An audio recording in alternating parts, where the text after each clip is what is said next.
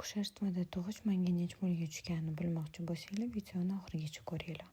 Reanimatsiondan keyin meni palataga olib o'tishdi. Palatani ataylab двухместныйsini ettirdim. Chunki bittalikda men zerikib ketaman bolam bilan bitta o'zim. Lecheniyadan menga faqat lecheniyani yozishgan. Ukolda har xil kapelnitsalar umuman qilishmadi. Даже обезболивающий olganim yo'q. Ikkinchi kuni qizimga прививкаlar qildik, hammasini analizlarni topshirdik. Radomni o'zida podarkalar olishni boshladik. Конечно же, depressiyasiz o'tmadi mani kunim, chunki ikki kishi birga palatada yotgan bo'lsam ham, в основном qizim bilan bitta o'zimiz bo'lganmiz. 3-kun bizga uyga ketishga ruxsat deydi. Xursand bo'lib yig'ilib, faqat erim, men, yaqinlarimiz chiqdik Radomdan. Hech qanaqa yig'indisiz. Bu safar men shunaqa xohladim. Uyga borishimiz bilan erim azon aytdilar.